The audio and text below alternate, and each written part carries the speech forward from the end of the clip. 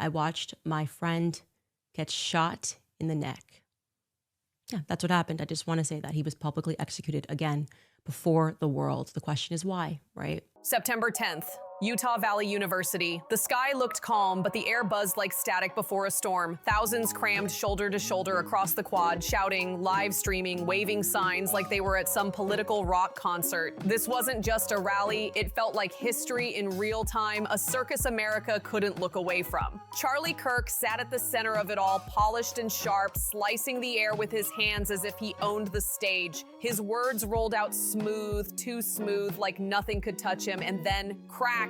A single thunderous shot tore through the air. For one frozen second, no one believed it was real. Then chaos hit like a bomb. People screamed, phones shook, bodies crashed into each other as panic swallowed the quad. Kirk's body jerked sideways, slumping in his chair as red spread across his collar. Security stormed the stage while terrified fans ducked, trampled, and ran for their lives. In seconds, the hype turned to horror. A college campus had transformed into a blood-soaked, live-streamed nightmare. The world watched through trembling hands as shock broadcast live to every feed, confusion going viral in real time. And just like that, America's story twisted. Some called it a sniper attack, others whispered darker words. This feels like the first scene of something bigger. Suspicion spread faster than breaking news, and all eyes locked on one figure, Erica Kirk, the widow now standing in the spotlight. Whenever the authority says something and not prod any further.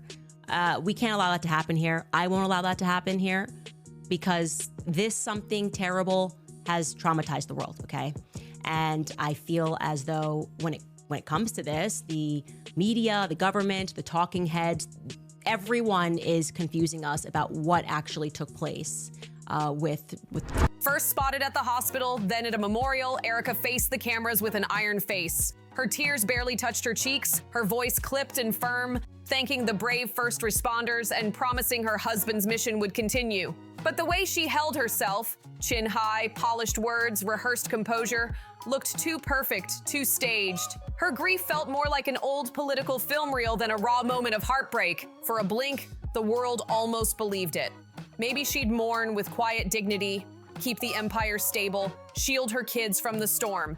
But that illusion shattered fast. Because Candace Owens came crashing in like lightning before funeral flowers could even wilt. Candace's face was plastered everywhere, on YouTube, TikTok, podcasts, and trending across X. Her show catapulted to #2 on Spotify, breathing down the neck of Charlie's old spot, chasing the ghost of her fallen ally. Candace doesn't do quiet mourning, she does explosions. Her podcast episodes sounded like courtroom indictments. You're telling me that this kid who's not military trained, this guy, first of all, how did he get to the roof?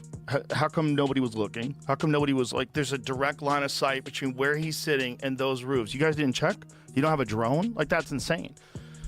So he's on the roof, he shoots, he jumps from the roof. He jumps down 14. Who ordered the hit on Charlie Kirk? And they are lying about Charlie Kirk. She wept, she raged, she accused, and then she dropped the line that stopped everyone cold. She claimed Kirk was betrayed by his pillow, a single phrase that sounded like a knife aimed straight at Erica without naming her. Candace didn't have to say the widow's name. Her shadow game was clear. She let her audience fill the gaps, sparking suspicion that spread like wildfire. Suddenly, America was split screen. Erica, stone-faced and composed, versus Candace, volcanic and furious, screaming truth into the mic. The feud was no longer rumor, it was open war. And remember, Candace has her own score to settle. She'd been booted out of Turning Point years earlier for going too raw, too reckless. That exile still burns, and now she's back swinging hard. She says the official shooter, Tyler Robinson, doesn't even fit. No clear footage caught him pulling the trigger, she claims. Instead, she paints a chilling picture of a rooftop gunman in tactical gear like a scene ripped straight from some deep state thriller. Owens keeps firing off claims that the FBI is leaning on Utah cops to bury evidence, that the supposed weapon doesn't match what witnesses described,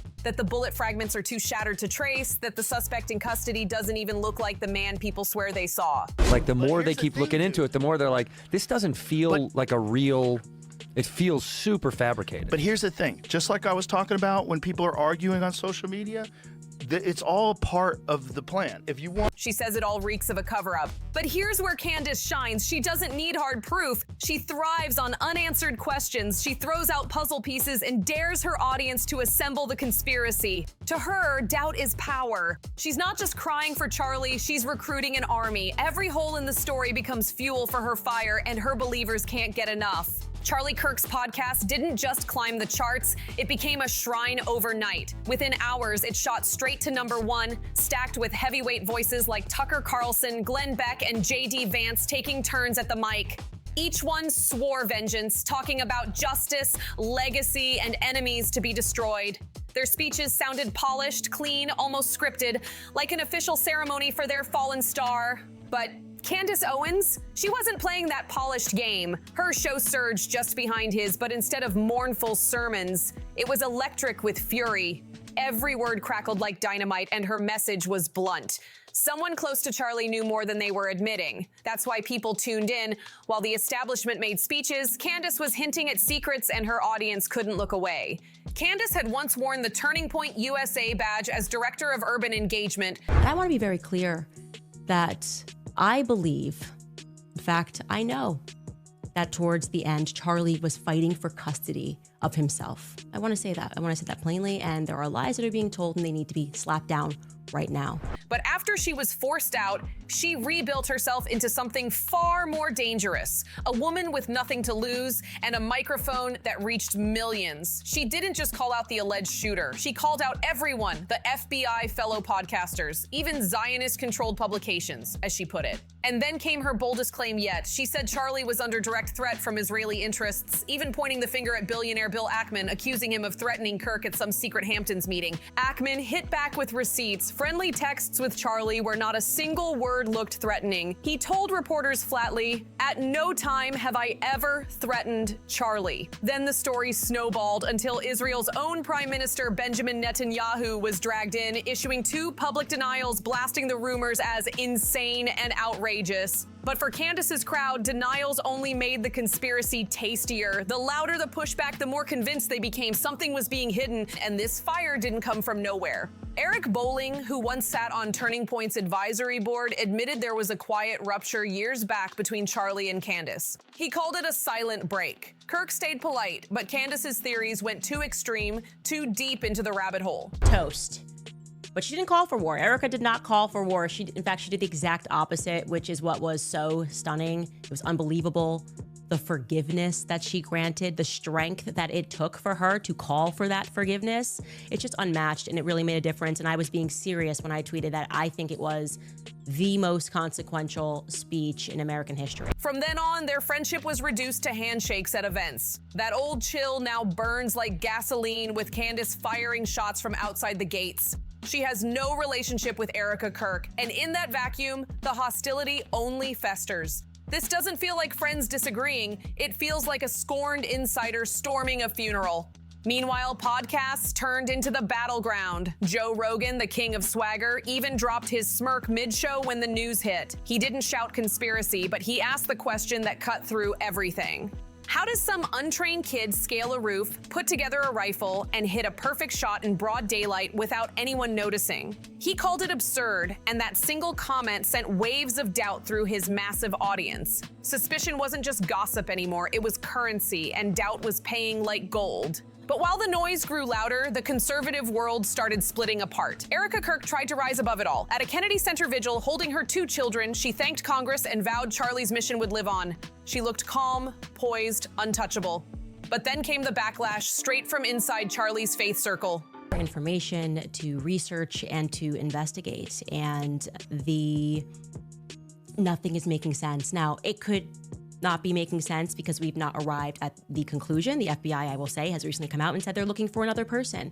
Good, because what we have so far obviously cannot be it. I feel I was Pastor Rob McCoy, his longtime friend and co-chair of Turning Point's Faith Division, went public with a rebuke aimed directly at Candace. McCoy insisted Charlie never trashed Candace, even when they disagreed. He blasted her for gossip and innuendo, pleading for dignity instead of accusations. Charlie would never have treated Candace or her family this way, he wrote, had the tragedy been hers. His words were meant to calm the storm, but instead they landed like kerosene on a bonfire. Candace only got louder. She snapped back with fury.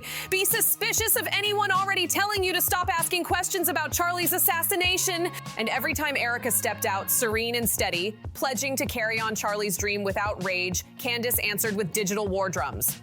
To her, silence wasn't grace, it was guilt. Her mantra blasted across millions of feeds. Silence equals complicity. And just like that, the stage split in two. On one side, the widow standing tall, refusing to be dragged into the mud. On the other, the outcast podcaster screaming into the void that everything's a setup. Which side looked real? Which side looked righteous? Was grief more believable in silence or in rage? Erica whispered her vows to continue Charlie's work. Candace roared back that the only thing more dangerous than the bullet was letting this story fade away. And while the country gasped, Turning Point USA itself didn't pause for breath.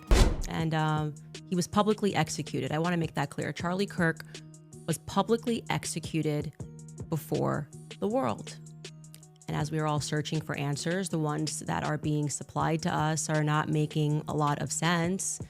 And some people, I would say, are speaking too much, are speaking on behalf of other people. Charlie's American comeback tour rolled on like nothing had happened. No moment of silence, no deep investigation, just louder rallies, flashier lights, and bigger crowds. The stages filled fast with conservative stars acting like they were heirs to the throne. Tucker Carlson, Megyn Kelly, Vivek Ramaswamy each marched in, lifting Charlie's torch like it was theirs to carry. Commentators mocked it as cosplaying Kirk. And once you hear it, you can't unsee it. Every panel under Charlie's giant banners looked like a costume contest. Who could channel him best? Who could claim the crown? They weren't just mourning him, they were auditioning for his empire. The chill was impossible to miss. What should have been a tribute turned into ambition on full display. Charlie's absence didn't just leave an empty seat, it blew open a vacuum and everyone rushed to grab a piece. Nowhere was that spectacle louder than at his own memorial. Arizona's State Farm Stadium looked less like a funeral and more like a rally, and Tucker Carlson, he bulldozed any line between faith and politics, comparing Kirk's fate to Jesus himself. Then he tossed out a cryptic remark about a bunch of guys eating hummus, thinking about what to do about this guy telling the truth. Vague enough to dodge blame, sharp enough to plant suspicion. It was pure Tucker, a wink to his base, a warning to everyone else.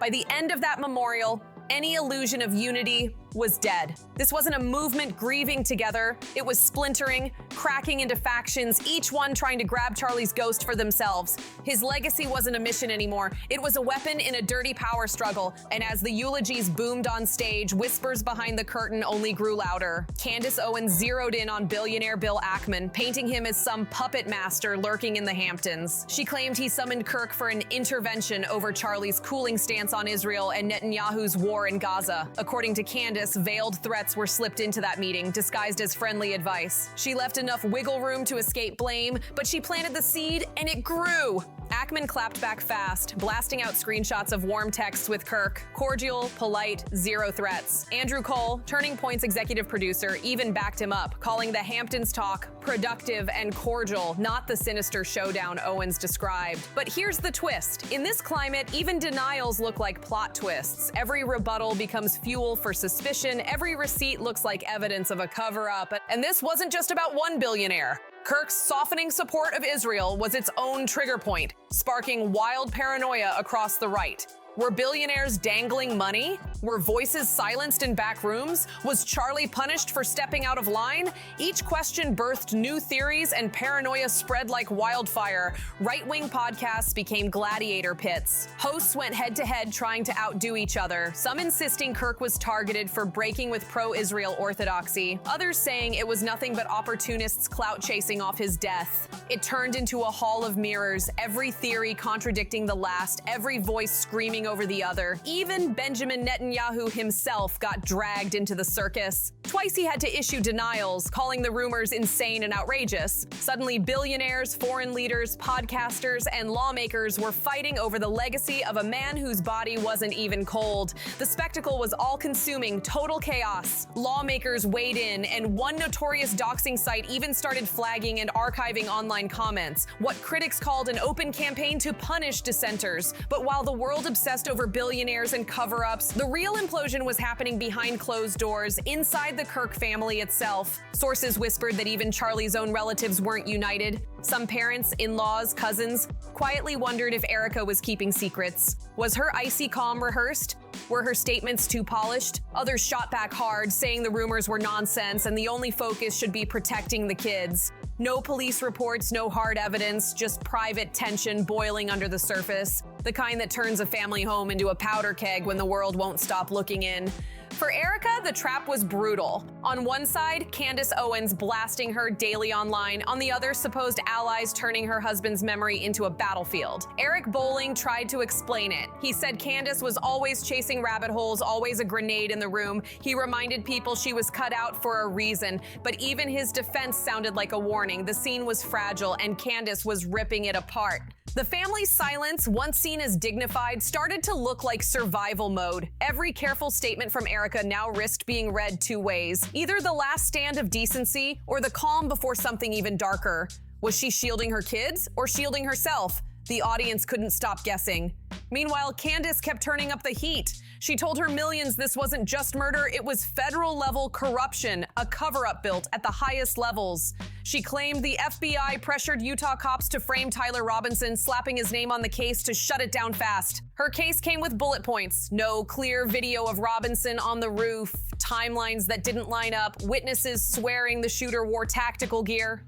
The authorities aren't just hiding the truth, they're manufacturing a lie, she thundered, and her followers ate it up, each missing piece turned into a smoking gun. I'm sure they're not being honest, she declared. We know who did this, and they're protecting those people. Case closed. Whether it was strategy, fantasy, or something more dangerous, the effect was undeniable. Her voice grew louder by the day, and the storm around Erica grew with it. By the end of the first week, this wasn't Candace Owens versus Erica Kirk anymore. It was a full-on civil war ripping through the conservative movement. Online, it looked like digital trench warfare.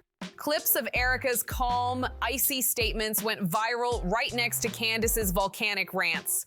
Comment sections split into war zones, half calling Erica a dignified widow, half saying she was hiding something sinister. Hashtags told the story better than headlines. Hashtag justice for Charlie, hashtag Erica knows, hashtag who pulled the trigger. Every new live stream, every new podcast piled more fuel onto the blaze. Candace hammered away at her cover-up theory, calling Tyler Robinson nothing but a pawn. Erica, meanwhile, stayed locked in her role. Controlled, measured, never breaking. That silence was either her greatest strength or her greatest liability. Because in a world addicted to outrage, silence doesn't look noble, it looks guilty.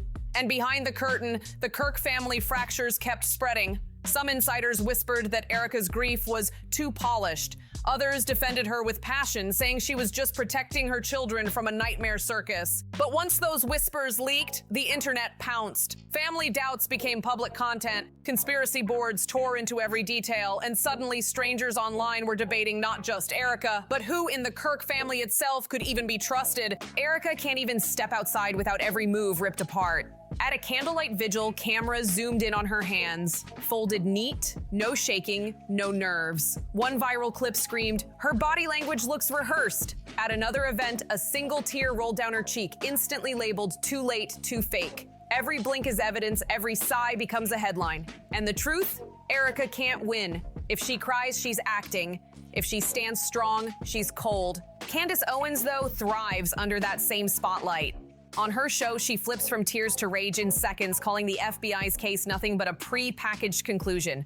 She repeats it like a battle cry. Pre-packaged conclusion. And then she hints she's got insiders whispering in her ear. True or not, the tease alone whips her audience into overdrive. The split cuts deeper as conservative voices take sides. Glenn Beck tries to play peacemaker, urging patience and prayer, but others smell blood. Smaller podcasters chase clout by echoing Candace's fire, while Turning Point loyalists defend Erica with all they've they've got. The movement isn't one family anymore, it's rival gangs fighting over Charlie's ghost. Even Washington gets pulled into the storm. Lawmakers start name-dropping Kirk in speeches, calling him a martyr for free speech. But the subtext is obvious. They're not just honoring him, they're fighting to inherit his audience, his brand, his influence. One congressman even went viral after declaring, "If Charlie's voice is silenced, then it's our duty to speak louder." The soundbite trended, but the irony burned. Charlie's voice isn't being remembered, it's being repackaged, and right at the heart of it, Erica and Candace, the widow versus the exile, silence versus fire, dignity versus rage. They embody two different stories of Charlie's death, and America can't look away. The press calls it a battle of narratives, but for millions watching, it feels like a morality war. Who do you trust? The polished wife insisting his mission lives on, or the furious former ally screaming that you're being lied to? By the end of week 1, the question changes. It's no longer just who killed Charlie Kirk, now it's whose truth survives. Erica stands frozen in composure, shielding her kids, shielding herself. Candace storms on, microphone blazing, warning that silence is complicity. The movement that once followed Charlie is now trapped in a hall of mirrors, each reflection pointing in a different direction. And in the middle of it all, Charlie Kirk's ghost lingers, not as a uniting force, but as the spark that lit a fire no one can put out. The narrative is devouring itself. The empire he built is cracking under endless accusations and counterclaims. Online, the feud between the composed widow and the relentless avenger rips wider with every post, every live stream, every headline. Erica Kirk fights to hold her family together while Charlie's allies claw for relevance, revenge, or their own slice of power. The church begs for calm, pleading for prayer. But the podcasts? They only fuel the fire.